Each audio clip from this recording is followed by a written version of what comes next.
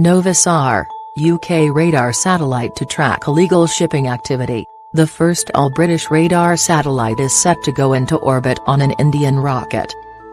Called Novasar, it has the ability to take pictures of the surface of the Earth in every kind of weather, day or night. The spacecraft will assume a number of roles, but its designers specifically want to see if it can help monitor suspicious shipping activity. Liftoff from the Satish Dhawan Space Center in Sriharikota is at 17:37 BST. Novasar will be joined on its rocket by a high-resolution optical satellite, that is, an imager that sees in ordinary light. Known as S-14, this spacecraft will discern objects on the ground as small as 87 centimeters across. Both it and Novasar were manufactured by Surrey Satellite Technology Limited of Guildford.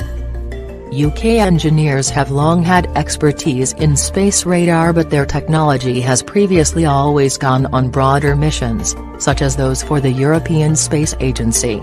Novasar, which has the distinctive shape of a cheese grater, is uniquely British, however. Its radar instrument was developed for SSTL by Airbus in Portsmouth. The mission incorporates low-cost, miniaturized components and will aim to demonstrate a more affordable approach to radar imaging. It will operate in a number of modes for applications that include the detection of oil spills, flood and forestry monitoring, disaster response, and crop assessment. But perhaps its most interesting role will be in maritime observation. The satellite is equipped with a receiver that can pick up automatic identification system, EIS, radio signals. These are the positional transmissions that large ships are obliged to broadcast under international law. Vessels that tamper with or disable these messages very often are engaged in smuggling or illegal fishing activity. If such ships appear in Novasar's pictures, they will be reported to the authorities. We are very interested in this maritime mode, which is a 400 km plus swath mode, said Luis Gomez, the Chief Technology Officer at SSTL. It is important to be able to monitor large areas of the ocean, something we don't do at the moment.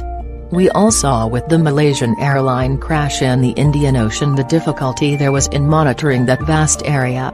We can do that kind of thing with radar, and Novasar is good for that, he told BBC News. The Novasar project was initiated inside SSTL in 2008-09.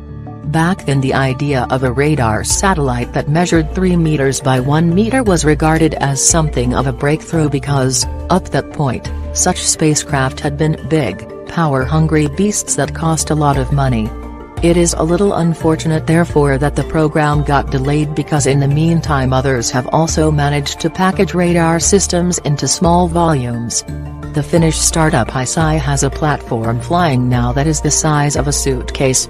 And an American company called Capella is promising a radar satellite that is not much bigger than a shoebox. But radar expert Martin Cohen from Airbus is unperturbed by these developments. Novasar is still a step change, certainly for Airbus in terms of what you can do for a particular amount of money. But while we've been waiting for a launch, we haven't stood still, he said. We've done lots of work on the next generation.